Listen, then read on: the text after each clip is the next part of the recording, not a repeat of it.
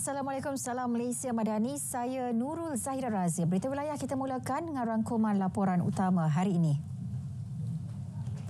Malaysia menggesa masyarakat berbilang kaum dan agama di dunia sentiasa saling menghormati dan bertolak ansur di dalam komuniti.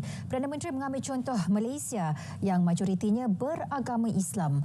Teras syariah perlu sentiasa dipertingkat dan diperkukuhkan memandangkan Islam merupakan agama persekutuan. Beliau turut menyebut Australia sebagai negara contoh yang mempunyai masyarakat masih mengamalkan budaya menghormati terutama terhadap komuniti Islam di negara itu. Pada masa sama menggesa masyarakat minoriti di Malaysia untuk memainkan peranan dengan berasimilasi sebagai sebahagian daripada masyarakat berbilang kaum. Perdana Menteri diberi sambutan rasmi di Rumah Kerajaan Victoria sempena lawatan 4 hari ke Australia. Ketibaan Datuk Seri Anwar disambut Perdana Menteri Australia Anthony Albanese dan Gubernur Victoria Margaret Gardiner. Majlis itu mendahului perbincangan dua hala dan mesyuarat pemimpin tahunan Australia-Malaysia ALM kedua. Lawatan tersebut ke atas jemputan Albanese yang bermula di Melbourne semalam dan berakhir di Canberra Khamis ini. Ini merupakan lawatan sulung Datuk Seri Anwar ke Australia. Beberapa aspek permohonan kewarganegaraan akan ditambah baik termasuk ketika proses temuduga dijalankan. Menteri Dalam Negeri Datuk Seri Saifuddin Nasution berkata proses tersebut perlu dilakukan dalam suasana yang lebih santai agar tidak membebankan pemohon. Banyak ruang kita boleh tambah baik tanpa kompromis keperluan comply dengan peruntukan undang-undang sebab ini ternyata dalam perlembagaan dan kita nak buat keputusan tentang perkara besar warga negara. Tapi kita yakin kita boleh laksanakan ini dalam tempoh yang tidak terlalu panjang. Sehingga kini terdapat kira-kira 12,000 permohonan kerakyatan melalui perkara 19 perlembagaan persekutuan yang masih diproses. Dalam perkembangan lain, KDN terbuka cadangan untuk memperkemaskan kaedah polis menangani permohonan penganjuran perhimpunan mengikut Akta Perhimpunan Aman 2012. Jadi saya tidak ada sebarang masalah. Saya percaya pasukan polis akan mendengar, meneliti. Kalau ada keperluan menambah baik, mereka akan melaksanakan perkara itu. Dan saya tidak ada sebarang halangan untuk interact termasuklah dengan aktivis dan penganjur perhimpunan yang sebahagian mereka merupakan kawan-kawan lama saya. Saya juga antara peserta perhimpunan yang aktif satu masa dulu di bawah Seksyen 27.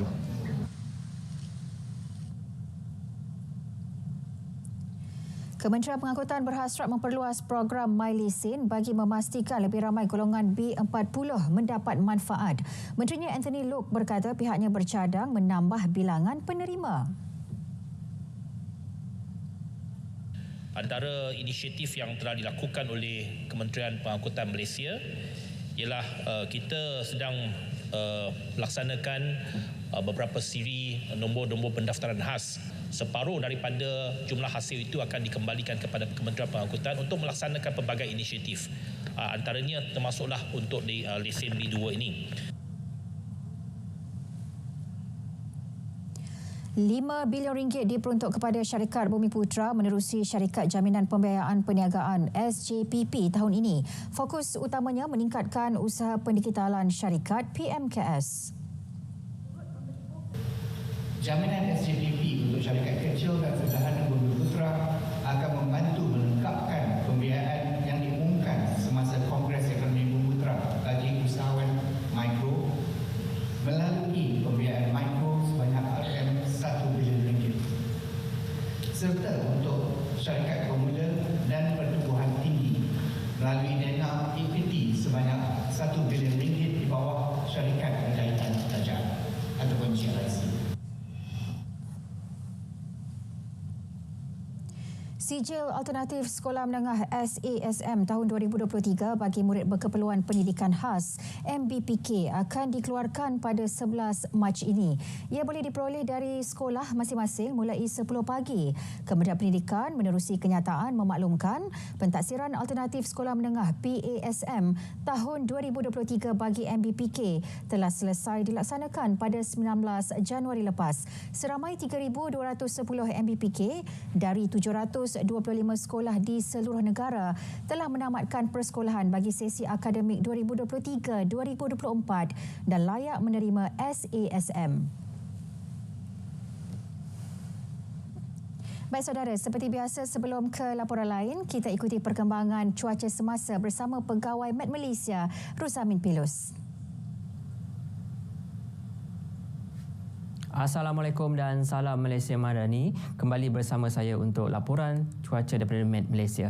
Kita mulakan tinjauan cuaca dengan melihat pada paparan satelit terkini.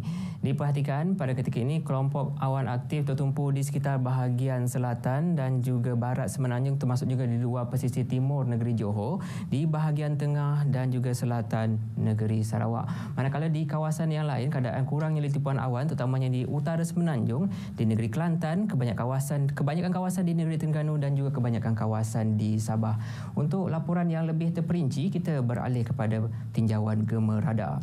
Di Semenanjung pada ketika ini keadaan hujan berserta ribut petir di beberapa kawasan dicerap terutamanya di selatan dan juga barat negeri Johor, Melaka, Negeri Sembilan, bahagian pedalaman negeri Pahang dan juga Terengganu, di selatan negeri Kedah, negeri Perak dan juga sebahagian kawasan di utara negeri Selangor. Kelompok awan hujan ini jangka akan terus menuju dan tertumpu di sekitar bahagian tengah dan juga barat Semenanjung Malaysia. Oleh itu keadaan cuaca lembap terutamanya akan berlaku berlanjutan sehingga ke malam nanti, terutamanya di sekitar bahagian tengah dan selatan negeri Perak dan juga di bahagian utara negeri Selangor. Kita beralih pula ke tinjauan cuaca di Malaysia Timur. Pada ketika ini keadaan cuaca cerah dan tiada hujan di kebanyakan kawasan di Sabah. Namun keadaan cuaca hujan dicerap di beberapa kawasan terutamanya di bahagian pedalaman dan juga bahagian sandakan yang dijangkakan akan beransur reda pada awal malam nanti. Manakala di Sarawak pula kelompok awan hujan kini diperhatikan di kebanyakan kawasan terutamanya di bahagian selatan, tengah termasuk juga di bahagian Miri dan juga Limbang. Keadaan cuaca lembap terutamanya sedang berlaku di bahagian tengah Sarawak dijangkakan mampu untuk berlanjutan sehingga ke tengah malam nanti. Seterusnya pula, kita lihat pada tinjauan cuaca melalui paparan ramalan daripada model analisa Met Malaysia. Untuk pada sebelah malam nanti, keadaan cuaca hujan di sekitar Semenanjung juga akan lebih tertumpu di sekitar selatan negeri Kedah, Pulau Pinang dan juga di bahagian pedalaman negeri Perak dan juga di kebanyakan kawasan di bahagian selatan dan juga pedalaman Sarawak. Baiklah, untuk mendapatkan info cuaca terkini, boleh ikuti kami di Facebook, Instagram, X serta YouTube rasmi Met Malaysia. Sekian daripada saya, Ruzamin Pilus. Assalamualaikum.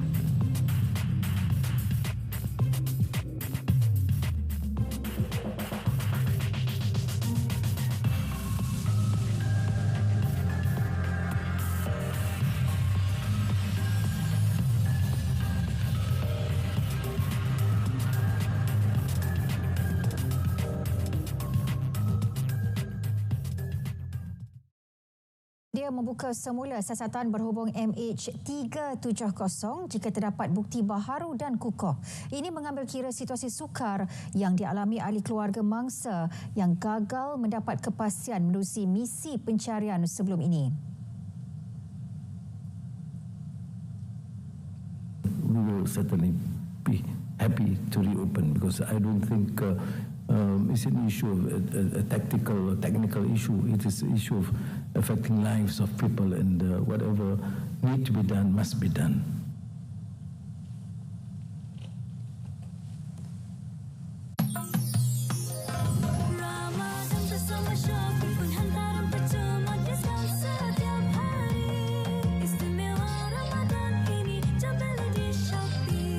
Ramadan bersama Shopee. Beli sekarang.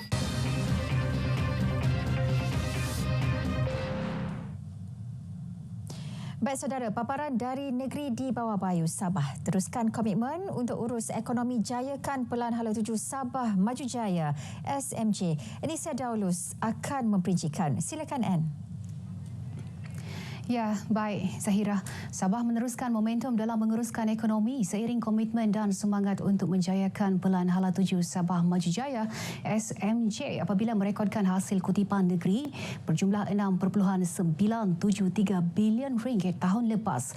Jumlah itu menyaksikan Sabah berjaya mencatat rekod cemerlang dalam kutipan hasil negeri tertinggi selama 3 tahun berturut-turut, iaitu 6.960 bilion ringgit pada 2022 dan 5.449 bilion ringgit pada 2021.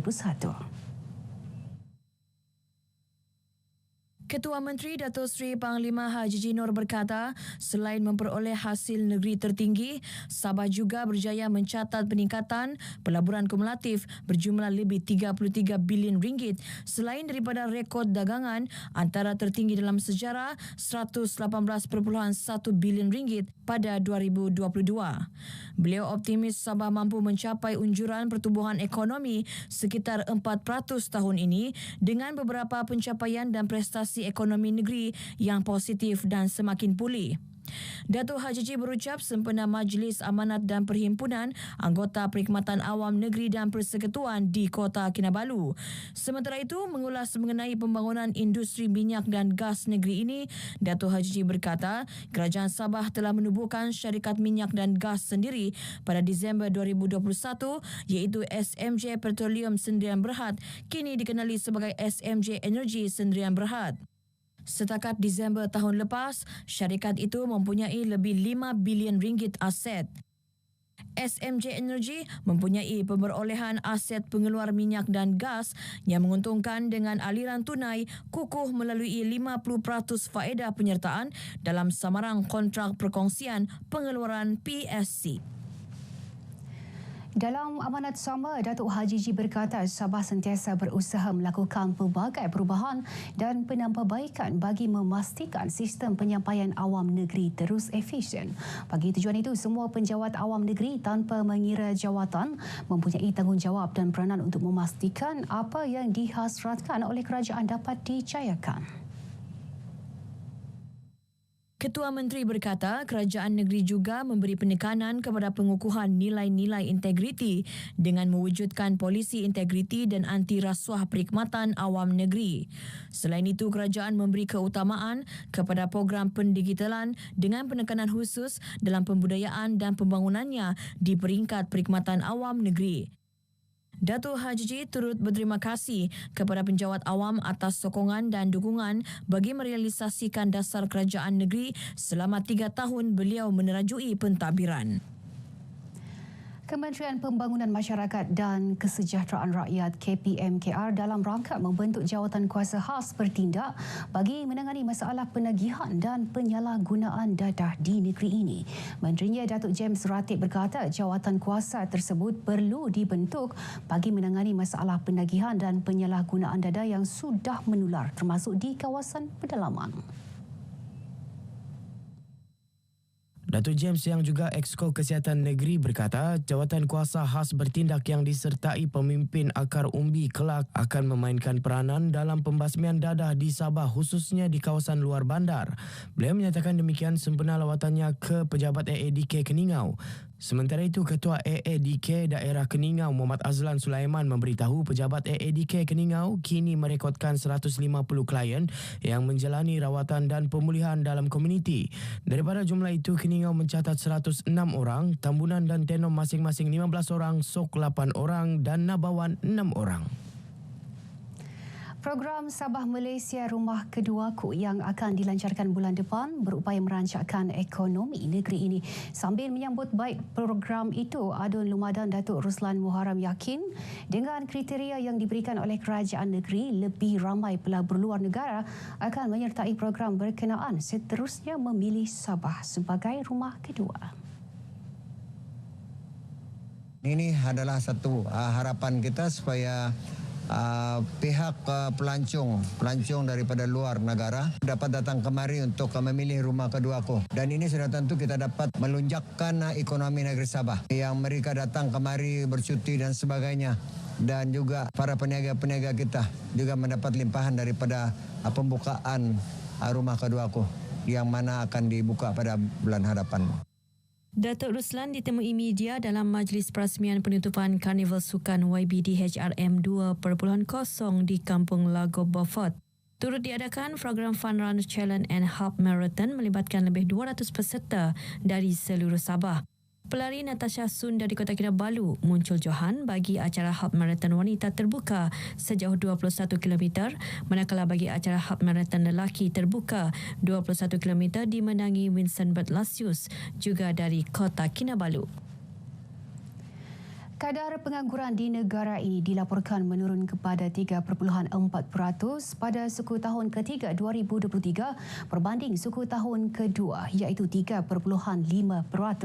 Bagaimanapun, berdasarkan statistik Jabatan Perangkaan, Sabah masih merekodkan 7.5% penganggur atau seramai 166,300 orang. Adun Dewan Datuk Anwar Ayub Aman berharap menerusi penganjuran Karnival Kerjaya yang dianjurkan Jabatan Pembangunan Sumber Manusia JPSM dapat mengurangkan kadar pengangguran di negeri ini.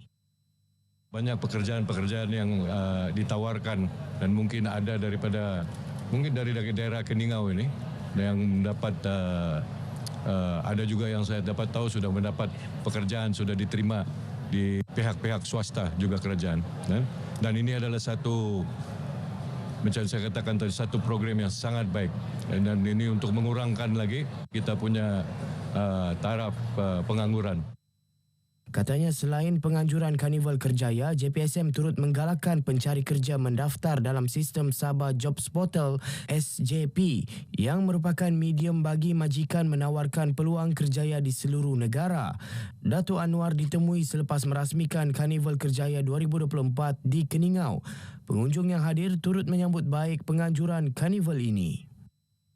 Program ini sangat membantu untuk belia-belia muda yang mencari pekerjaan. Harapan saya supaya belia-belia di luar sana tidak tertinggal untuk datang pergi melawat ini program. Sesiapa yang ingin mencari pekerjaan sangat membantulah ini program seminar kerjaya. Disebabkan dia membantu program ini sendiri yang datang di sini untuk mencari para bagi kami lah yang mencari pekerjaan di sini. Kalau tiada ini program bagi kami yang di pedalaman ini susahlah untuk mencari ini kerja.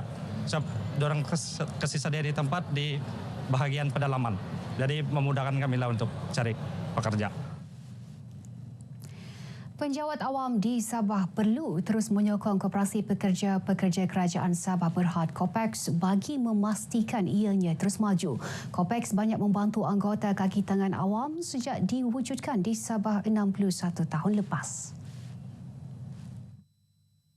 Menteri Pembangunan Usahawan dan Koperasi Datuk Ewan Benedict berkata, ini termasuk pembiayaan kewangan untuk membina dan membaik pulih rumah, membeli perabot, kegunaan kewangan bagi tujuan pendidikan anak ke sekolah dan universiti, membaiki kenderaan serta rawatan kesihatan keluarga. Datuk Ewan berucap demikian sempena Majlis Pengagihan Dividen KOPEX. Teks ucapan beliau dibacakan Setiausaha Politik Menteri Pembangunan Usahawan dan Koperasi, Kal Musom. Tambah Datuk Ewan, kejayaan dan kelestarian koperasi bergantung kepada komitmen dan kesungguhan anggota lembaga serta kerjasama anggota koperasi. Beliau berharap lembaga pengurusan KOPEX bijak mencari sumber pendapatan yang baharu kerana kebergantungan kepada satu sumber pendapatan tidak akan membantu koperasi untuk terus berkembang maju. Dalam majlis ini, Copex mengagihkan dividen tunai berjumlah 1.55 juta ringgit bagi tahun kewangan 2021 dan 2022. Baik, setakat ini perkongsian dari negeri di bawah Bayu. Untuk lebih banyak perkembangan semasa, teruskan bersama Zahira. Dari sungai hingga ke segara Palestin, pasti merdeka. Zahira. Baik, terima kasih Anne.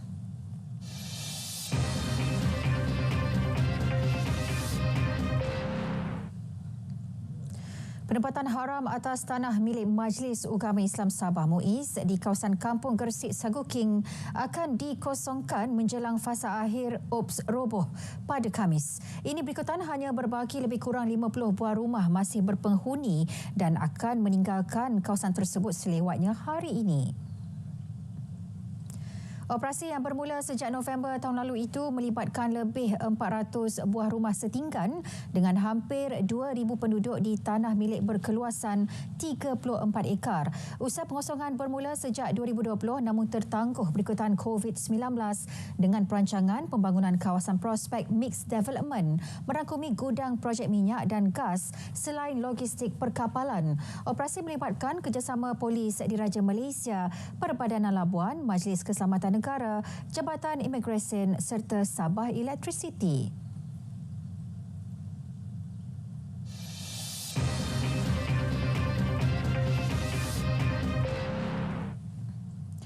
Sarawak kini bersiap siaga hadapi dua keadaan berbeza, banjir dan cuaca panas. Itu antara paparan dari Bumi Kenyalang hari ini. Langsung saja bersama Bumawin di Kuching. Silakan Buma. Baik Zahira, terima kasih. Saudara, sebelum itu kita mulakan dengan perkembangan banjir. 9 lagi pusat pemindahan sementara PPS ditutup setakat pukul 3 petang tadi. Sekretariat Jawatankuasa Pengurusan Bencana Negeri Sarawak memaklumkan PPS tersebut ialah Dewan Serbaguna Kampung Ansebang Padang Bilon, Dewan Serbaguna Kampung Melayu Balai Ringin, Dewan Serbaguna Kampung Mundai Serian, Dewan Arpiang Kampung Sinar Budi Baru, Dewan Masyarakat Setapok dan Dewan Taman Maliha. Selain SJK Chunghua Batu Kawah, SJK Chunghua Sungai Tengah dan SJK Chunghua Sejijak. Manakala satu PPS masih dibuka iaitu di Dewan Kampung Selabi Entukuh. PPS tersebut menempatkan 44 penduduk daripada 9 ketua isi rumah. Baik, Sarawak kini mengalami dua keadaan yang berbeza iaitu di bahagian selatan Sarawak mengalami musim tengkujuh dengan keadaan banjir dan dalam masa sama bahagian utara Sarawak pula berdepan dengan cuaca panas. Pengarah Jabatan Bomba dan Penyelamat Malaysia JBPM Negeri Sarawak, Datuk Khairuddin Rahman berkata, musim panas ini dijangka berlaku sehingga awal September 2024.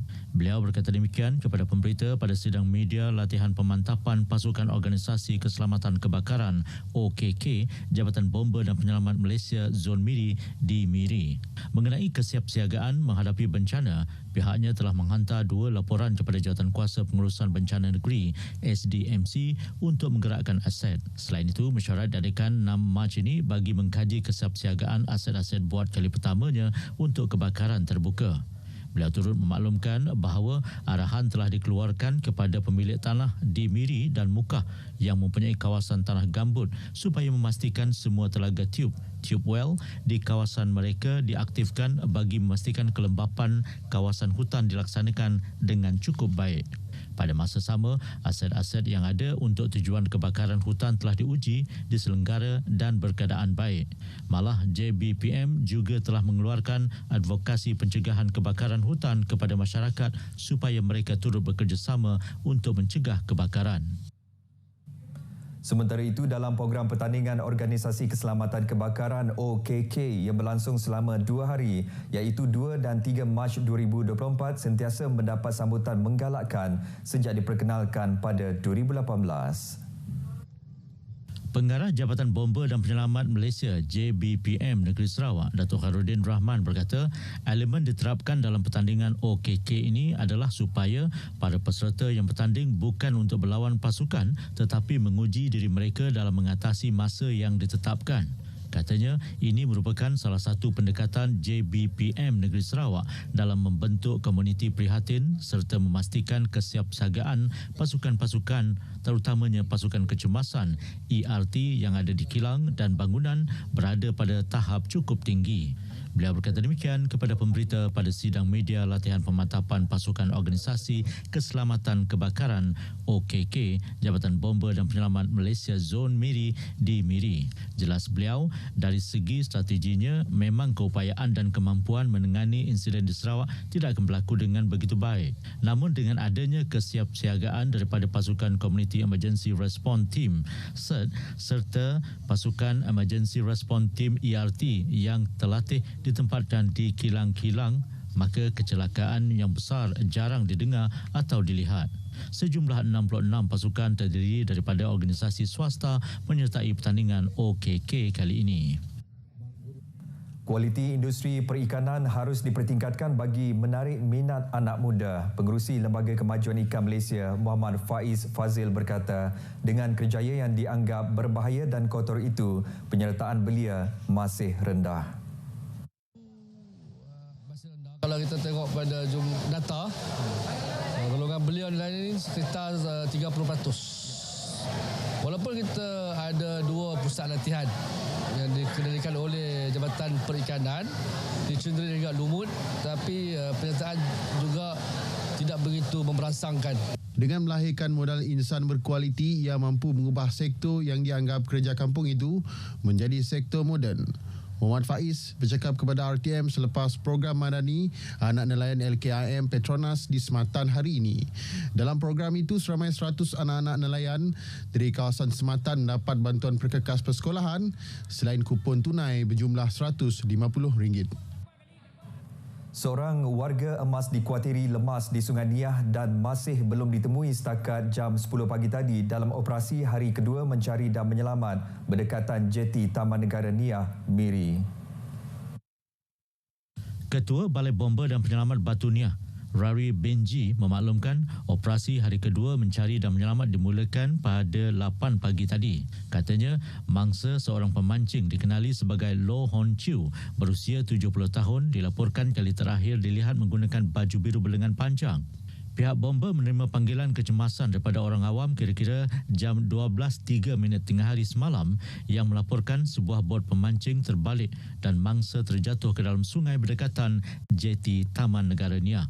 Maklumat saksi di lokasi mangsa berada 10 meter dari bot mangsa yang terbalik, kemudian mangsa hilang dan tenggelam sebelum sempat diselamatkan. Bagaimanapun, Rari memaklumkan operasi menggunakan 5 buah bot penduduk kampung dengan kaedah pencarian permukaan, air dan grappling iron. Operasi turut disertai pihak polis, rela dan Angkatan Pertahanan Awam yang membabitkan seramai 39 orang kesemuanya. Prasarana dan fasiliti padang bola di Miri perlu dipertingkatkan terutama dalam penyediaan lampu limpah di stadium dan padang majlis Bandaraya Miri MBM bagi memastikan Miri menjadi salah satu hub sukan bola sepak di Sarawak.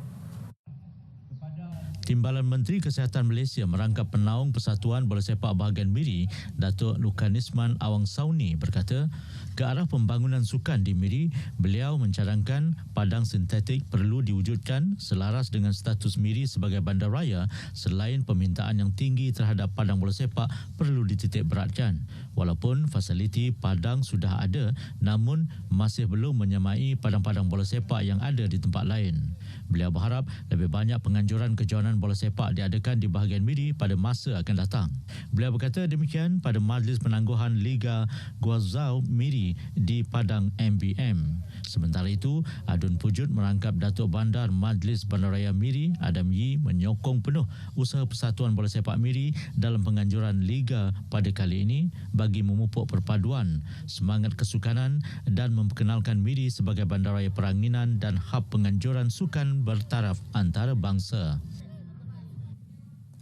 Baik saudara, perkongsian itu tadi mengakhiri perkembangan berita dari Sarawak. Dari sungai hingga segara, Palestin pasti merdeka. Kembali kepada Zahira untuk berita seterusnya. Zahira, silakan.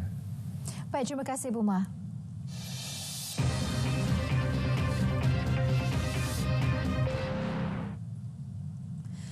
Kadar kebolehpasaran graduan kolej vokasional mencapai 98% setiap tahun sekaligus membuktikan kemahiran mereka diperlukan dalam industri pekerjaan semasa. Kebanggaan Kementerian Pendidikan Malaysia kepada graduan KV ini kerana pertamanya mereka telah membuktikan dari segi kebolehpasaran mereka di luar di industri sangat mengagumkan apabila berjaya mencapai lebih pada 98% ya, maknanya kadar kebolehpasaran mereka. Begitu juga dengan keupayaan mereka menangkap ataupun memenuhi keperluan pasaran terkini. Dalam perkembangan lain, KPM juga sentiasa memantau berkaitan penggunaan media sosial dalam kalangan guru agar tidak disalahguna bagi tujuan tertentu.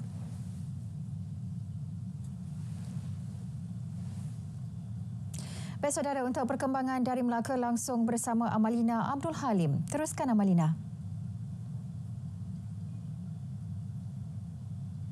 Terima kasih Zahira. Pameran artifak legenda Hang Tuah akan diadakan Mei ini. Ketua Menteri Melaka, Datuk Seri Abdul Rauf Yusof berkata penyelidikan legenda tersebut dijalankan 3 universiti awam. Ia melibatkan Universiti Islam Melaka, Universiti Malaya dan Universiti Putra Malaysia serta Institut Tun Perak. Menurutnya, Hang Tuah pernah dikesan berada di China, Jepun, India, Turki dan Rom Itali selain pernah menunaikan haji. Dan kita telah menemui pelbagai artifak-artifak yang boleh kita bawa balik untuk dipamerkan kepada rakyat Melaka dan rakyat Malaysia pada bulan 5 nanti. Di antaranya ialah keris-keris yang hebat dijumpa di Okinawa, warka-warka Hang Tuah, warka tua yang kita jumpa ini yang dibuat terjemahan akan dibawa balik untuk diberikan satu penyelesaian tentang kekusutan sejarah yang selama ini tidak dapat kita jumpa tentang ketulinan sejarah ini. Pihaknya juga telah menemui waris ke-10 Hang Tuah yang turut menyimpan warisan Laksamana Kesultanan Melayu Melaka itu. Juga pada Mei ini, Kerajaan Negeri merangka pelbagai program berkaitan belia dan sukan yang merupakan tema bagi bulan itu sempena Tahun Melawat Melaka 2024. Ini termasuk penganjuran sambutan Hari Belia Negara 2024 dan Fit Malaysia peringkat kebangsaan. Esko Negeri VP Shanmugam berkata ia bagi merancangkan kedatangan pelancong ke Melaka. Pada bulan Mei adalah merupakan bulan sukan belia dan sukan di mana kita telah pun mengatur langkah untuk membawa Hari Belia Negara pada 25 hari bulan Mei ke Melaka di peringkat kebangsaan dan juga kita akan adakan Fit Malaysia peringkat kebangsaan di Melaka. Buat masa ini kita ada 2 program besar dan akan diikuti dengan Majlis Sukan Negeri di mana kita akan adakan pertandingan yang menghala ke persiapan Sukma bagi tahun 2024 ini. Lebih 12 juta ringgit nilai kerugian direkodkan melibatkan kes penipuan dalam talian di Melaka hanya dalam tempoh 2 bulan pertama tahun ini. Esko Negeri Datuk Fairul Nizam Roslan menasihatkan orang ramai untuk sentiasa berwaspada dan semak dahulu sebelum membuat sebarang transaksi. Dan kepada masyarakat di luar sana pula, perlu lebih berhati-hati ya dengan apa jua kaedah tawaran ataupun pelaburan yang diberikan kepada kita. Lebih baik siasat dahulu. Boleh telefon 997 iaitu hotline bagi skema ini bagi kita mengenal pasti sama ada apa yang ditawarkan itu benar atau tidak.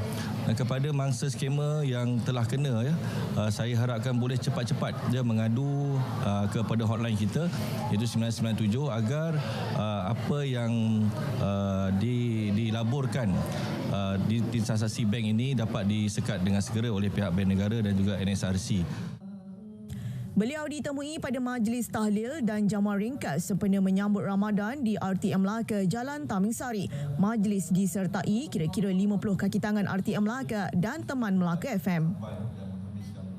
Jumlah sisa makanan yang dijana sepanjang Ramadan dan Syawal dijangka meningkat 2 kali ganda berbanding 23% sisa makanan yang dihantar ke tapak pelepasan sampah seluruh negara ketika ini. Justru Ketua Pegawai Eksekutif Perbadanan Pengurusan Sisa Pepejal dan Pembersihan Awam SWCOP, Dato' Ahmad Husaini Abdul Rahman menyeru lebih banyak pihak sertai inisiatif Kitar Semula khususnya bagi pengurusan sisa makanan. Kalau contohnya di bulan Ramadan ni kita akan banyak dari segi kempen untuk menjimatkan dari segi penjanaan sisa makanan. So, kita ada kempen value food no waste. Sebab dalam bulan Ramadan ni kita biasalah banyak makanan yang akan tersisa. So dari segi peningkatan sisa makanan ke tapak pelepasan akan meningkat di sepanjang bulan Ramadan dan musim Syawal nantilah. So ini adalah satu inisiatif yang amat baik dan kita alu-alukan mana-mana pihak industri ataupun swasta untuk mengadakan deteksi sebegini. Sisa makanan yang dikitar semula dapat menghasilkan baja organik dan lain-lain produk yang bermanfaat kepada pengguna. Sekian perkembangan berita Melaka dari Sungai ke Segara, Palestin pasti merdeka. Kembali ke Angkasa Puri. Salam hormat. Assalamualaikum. Baik, terima kasih Amalina. Johor merekodkan pendaftaran sistem pangkalan data utama padu terendah iaitu 369,748 pengguna sehingga 26 Februari lalu. Justru usaha giat dilaksanakan pelbagai pihak dan agensi bagi memastikan orang ramai mendaftar berikutan populasi Johor yang besar. Ikuti laporan disediakan Erwin Zaid.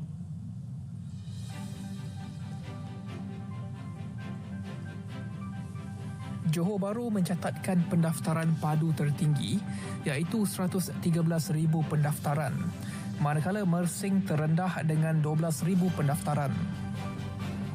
Dari aspek peratusan, Segamat mencatatkan pendaftaran tertinggi iaitu 23.3%, manakala peratusan terendah Johor Bahru 10.1%. Antara cabaran dihadapi Jabatan Perangkaan Dosem Johor memberikan kefahaman dan keyakinan kepada orang ramai mengenai konsep padu serta keselamatan data peribadi mereka. Bekerjasama dengan kerajaan negeri untuk mengadakan taklimat berkaitan padu, training of trainers, di mana setiap agensi perlu memberikan wakil mereka datang dan mendengar taklimat dan hands on agar mereka boleh mengajar rakan di pejabat masing-masing untuk membuat penggunaan padu. Kita ada membuat pembentangan dan taklimat di pelbagai agensi kerajaan juga, dan kita juga membuat engagement kepada semua ketua masyarakat seperti Tok Penghulu, ketua kampung, ahli majlis dan individu berpengaruh seperti Meja Cina dan sebagainya. Penglibatan dan kerjasama wakil rakyat juga penting. Di Pontian, kaunter pendaftaran dan penerangan mengenai padu disediakan. Setakat ini hanya 11,000 daripada 70,000 individu yang layak menerima bantuan dan subsidi di Parlimen Pontian telah mendaftar. Segeralah mendaftar dan kemaskini padu supaya kita boleh dapat maklumat dan bantuan. Dulu masa COVID kita kemaskini sistem MySejahtera kan? Boleh aja pun ya. Jadi bayangkan masa itu kita kerana berharap untuk vaksin dan sebagainya. Yang ini kita tak dapat vaksin, kita dapat bantuan. Kepada yang layak akan dapat bantuan ya. Datuk Seri Ahmad menyeru setiap UMNO bahagian untuk mengadakan taklimat padu kepada akar umbi bagi membolehkan mereka menjadi peneraju untuk menggalakkan penduduk kawasan mendaftar. Segera mendaftar padu sebelum tarikh akhir iaitu pada 31 Mac bagi mengelakkan kesesakan capaian. Rakyat tidak perlu bimbang dengan keselamatan sistem padu yang bertaraf antarabangsa. Berbaki kurang sebulan sebelum pendaftaran padu ditutup. Jadi inilah masanya untuk rakyat Malaysia mendaftar padu bagi memastikan tiada siapa yang tersisih daripada menerima bantuan dan subsidi kerajaan secara bersasar. Erwin Zaid, RTM.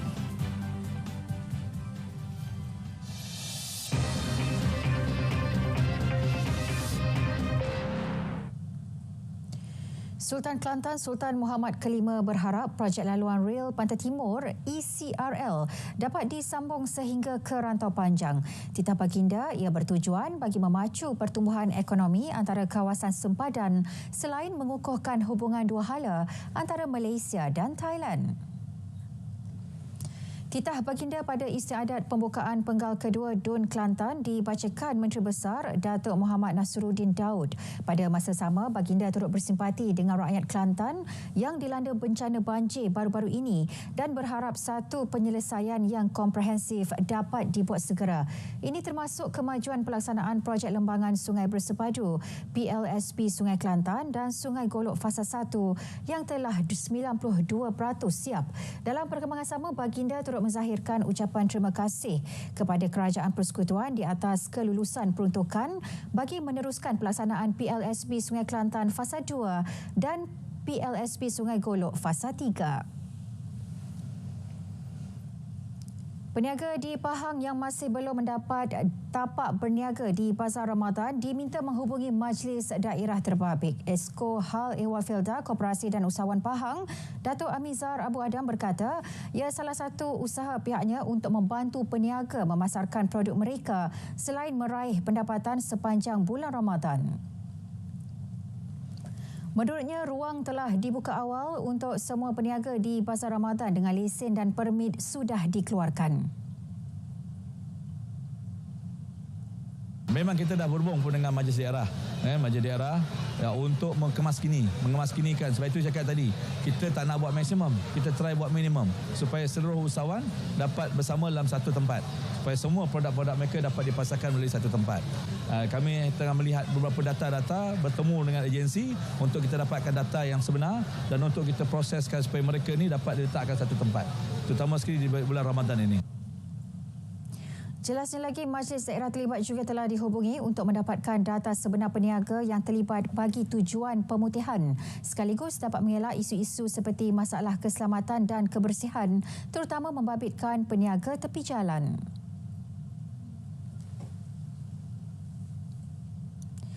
Kekurangan papan tanda amaran dan tiang bendera larangan mandi di sekitar pesisiran pantai diharap dapat ditambah baik pihak pewajib. Tujuannya sebagai tanda peringatan kepada orang ramai mengenai keselamatan di air. Ikuti laporan Siti Jamilah Hanim Jamil yang meninjau lokasi kejadian lemas baru-baru ini di Pantai Teluk Lipat, Dungun. Ketua Polis Daerah Dungun, Superintendent Maizura Abdul Kadir meninjau lokasi nahas berkenaan dan ini reaksi beliau. Ya, insyaAllah saya akan mengadakan perbincangan dengan pihak PBT untuk memperbanyakkan lagi lah papan-papan tanda dan juga bendera-bendera merah ini bagi memberi nasihat kepada pengunjung untuk tidak bermain air lah di laut, terutama di tepi Teluk Lipat, Teluk Gadung, sepanjang pesisir pantai inilah. Orang ramai juga berkongsi pandangan sama mengenai pemasangan papan tanda dan bendera. Bendera merah tu untuk amaran untuk mandi tu kurang. Tak sama macam kat pantai-pantai lainnya. Saya minta pihak berwajib lebih alert lah.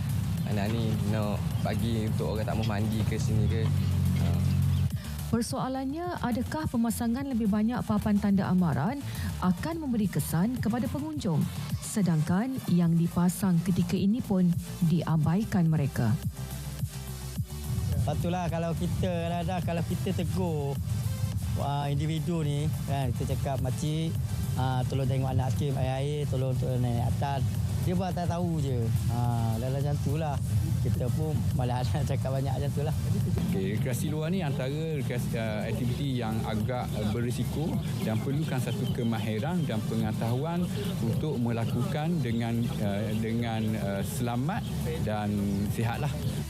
Justru bagi mengatasi kejadian sama berulang, persiapkan ahli keluarga dengan ilmu berkaitan keselamatan di air.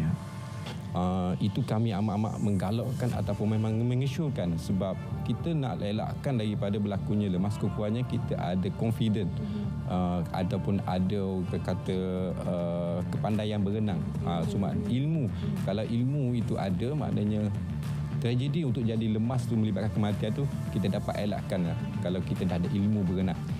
Sifat tanggungjawab yang tinggi dalam kalangan pengunjung berupaya mengurangkan kejadian lemas di negeri ini. Anda mampu mengubahnya. Siti Jamilah Hanim Jamil, RTM.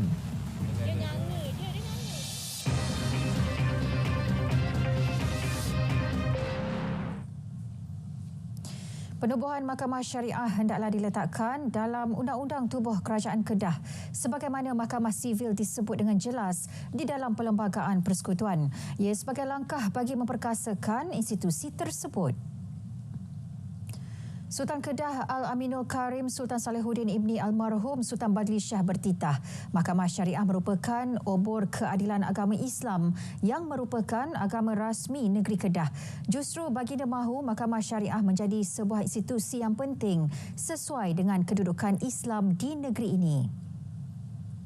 Kerajaan juga perlu menyemak semula struktur Mahkamah Syariah seperti sistem hierarki Mahkamah Syariah untuk memberi lebih ruang keadilan kepada pihak terlibat serta menambah baik kedudukan jawatan Hakim Mahkamah Syariah agak setanding dengan sistem diguna pakai di Mahkamah Sivil. Beta berharap usaha ini dapat disegerakan demi memertabatkan ketinggian institusi Mahkamah Syariah di negeri Kedah. Titah baginda semasa merasmikan pembukaan sidang Dewan Undangan Negeri Kedah di Wisma Darul Aman Al-Ustar. Turut berangkat Sultanah Kedah Sultanah Maliha Tengku Arif dan Raja Muda Kedah Tengku Sarafuddin Badli Shah Ibni Al-Aminul Karim Sultan Salihuddin. Sementara itu, Sultan Salihuddin turut bertitah mahu kerajaan negeri bekerjasama dengan kerajaan persekutuan untuk menstrukturkan semula ekosistem pengeluaran serta pasaran padi. Ini bagi memberi pulangan setimpal kepada petani dan bukan hanya menguntungkan pemain hiliran semata-mata. Titah baginda teknologi di segenap peringkat rantaian pengeluaran padi perlu diperkasa bermula dari pengeluaran benih sehingga penuaian. Cabaran yang dihadapi oleh petani dalam mengguna pakai teknologi seperti tahap kemampuan keuangan dan kekurangan ilmu pengetahuan perlu diselesaikan.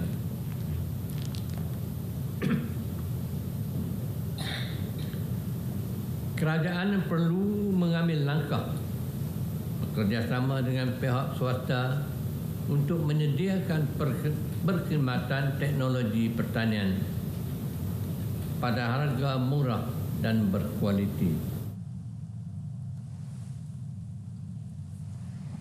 282 juta ringgit diperuntukkan bagi pembinaan Terminal Maritim Lumut 2 LMT2 yang dijangka beroperasi awal 2026. Menteri Besar Perak Datuk Seri Sarani Mohamad berkata, LMT2 akan menjadi pemangkin dalam memperluaskan potensi Lumut sebagai pengendali terminal kargo pukal paling efisien di Asia Tenggara. LMT2 ini dirancang untuk menampung pertumbuhan industri maritim dan juga permintaan logistik global dengan meningkatkan kapasiti pelabuhan dan kecekapan operasi. Matlamat kita adalah untuk menjadikan Lumut Port sebagai pengendali terminal kargo paling cekap di Asia Tenggara. Pembangunan LMT2 juga dijangka meningkatkan kecekapan operasi dan kapasiti dalam pengendalian mineral pukal bagi memenuhi permintaan global yang tinggi. Ia turut merangsang pertumbuhan industri hiliran berasaskan mineral yang menjadi aspek penting dalam pelan ekonomi jangka panjang negeri Perak. 28 kenderaan mewah pelbagai jenama dirampas dalam tempoh Januari hingga Februari tahun ini membabitkan nilai 10.4 juta ringgit. Pengarah Kastam Negeri Perak Dato' Abdul Ghaffar Muhammad berkata, rampasan tersebut dilakukan dalam serbuan di 12 lokasi berbeza di sekitar Perak dan Selangor. Dalam serbuan berkenaan, 11 individu berusia antara 40 hingga 50 tahun turut ditahan bagi membantu siasatan. Kes disiasat di bawah Seksyen 135-1-D, Seksyen 133-1 dan Seksyen 138 Akta Kastam 1967. Lebih kurang 10.4 juta ringgit Malaysia. Semua kenderaan yang dirampas ni disyaki kenderaan yang belum lulus kastam dan dirampas di premis dan syarikat yang terlibat lah. Dan Jabatan Kastam Negeri Perak juga telah menahan 11 individu yang disyaki sebagai pemilik kenderaan dan juga pemilik syarikat untuk membantu siasatan kami. Beliau berkata demikian dalam sidang media khas di bangunan Jabatan Kastam Diraja Malaysia Perak di Ipoh.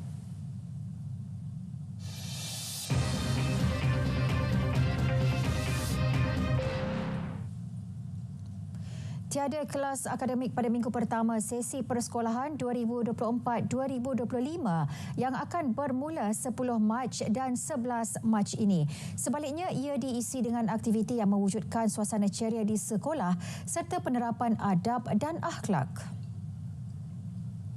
Ketua Pengarah Pendidikan Azman Adnan berkata dalam minggu pertama, pengurusan sekolah perlu mengalu-alukan kehadiran murid dan pelajar dan memastikan mereka seronok untuk hadir ke sekolah. Selain itu, pentadbir sekolah juga diingatkan melaksanakan aktiviti bersesuaian pada minggu pertama sekolah kerana ia bersempena Ramadan. Beliau berkata demikian ketika berucap menyampaikan amanat sempena sesi persekolahan 2024-2025 di Putrajaya.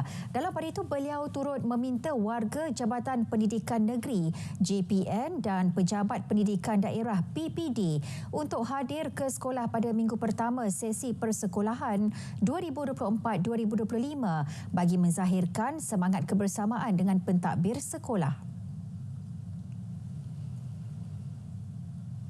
Standard Mandatori Kualiti Perkhidmatan MSQOS baharu bagi perkhidmatan jalur lebar bakal berkuat kuasa 1 April ini. Suruhanjaya Komunikasi dan Multimedia MCMC telah mengemas kini standard berkenaan bagi meningkatkan kualiti perkhidmatan rangkaian telekomunikasi dengan lebih baik.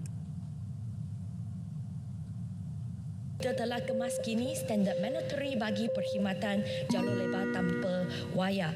Sebagai contohnya, dulunya kami cakap bahawa tidak kurang daripada 90% sampel ujian perlulah mencapai kelajuan muat turun pada 2.5 Mbps atau lebih tinggi. Tetapi kuat kuasa pada 1 hari bulan tahun ini, purata kelajuan muat turun yang perlulah dibekalkan oleh perkhidmatan pembekal perkhidmatan tidak boleh kurang daripada 7.7 Mbps bagi tahun 2025 dan apabila kita sampai 2023 purata kelajuan muat turun tidak boleh kurang daripada 10 Mbps. Tabung Wakaf Mara Madani bakal memperkasa aspek pendidikan Bumiputra menerusi penawaran pendidikan yang lebih baik dan berkualiti. Pensyarah kanan Pusat Kajian Kepelbagaian Pendidikan Fakulti Pendidikan UKM, Dr. Anwar Ahmad menyifatkan instrumen wakaf tersebut lebih mampan dan memberi manfaat untuk jangka masa panjang. Beliau berkata inisiatif seumpama akan memberi peluang lebih ramai Bumiputra mendapat peluang pendidikan sewajarnya. Seterusnya melahirkan lebih ramai golongan profesional daripada kumpulan tersebut.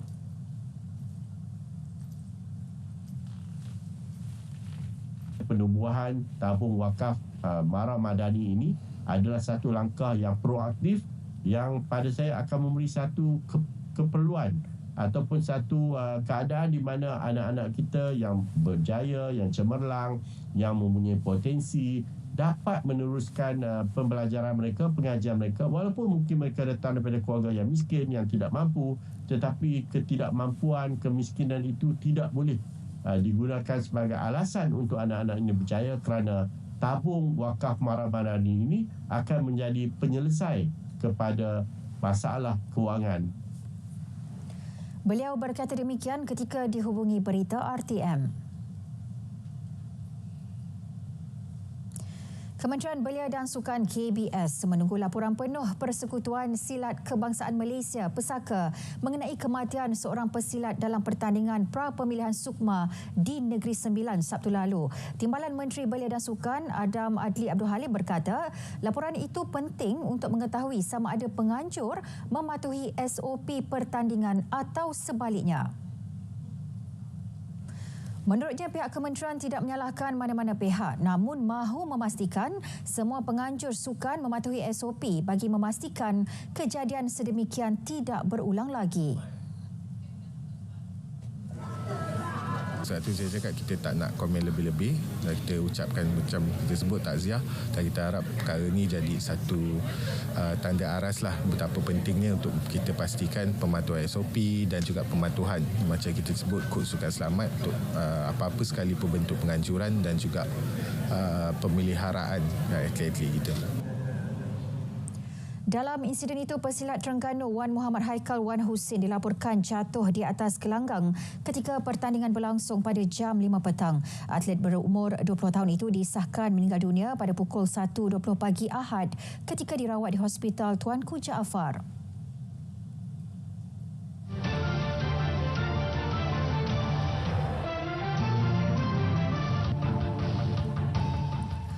Rumah Lindungan Raja di Sedim Kulim bukan sahaja unik dari segi namanya, namun dari segi sejarah kewujudannya. Pengorbanan penduduknya yang membantu kerabat diraja Kedah berlindung daripada serangan Jepun pada tahun 1941 sentiasa menjadi ingatan sehingga kini. Laporannya bersama wartawan Nur Hidayah Anwar.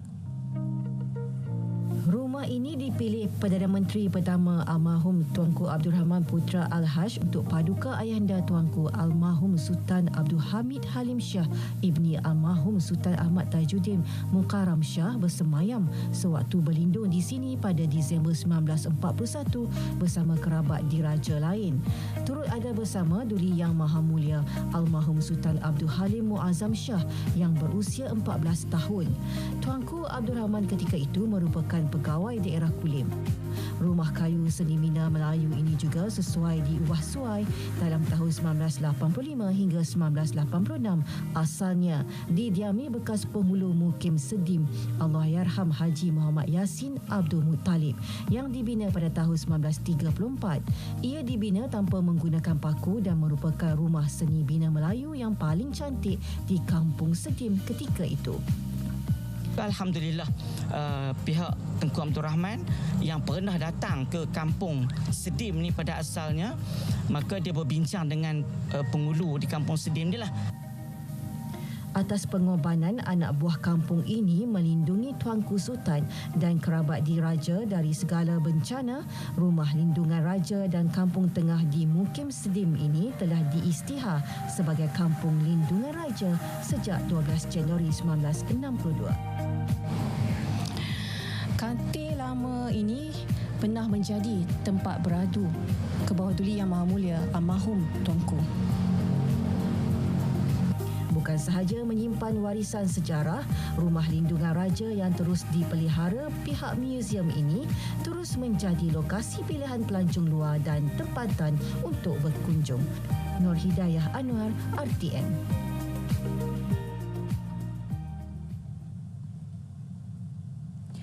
Baik saudara, berita wilayah berakhir di sini. Dari sungai ke segara Palestin, pasti merdeka. Saya Nurul Zahira Razi. Assalamualaikum, salam Malaysia Madani.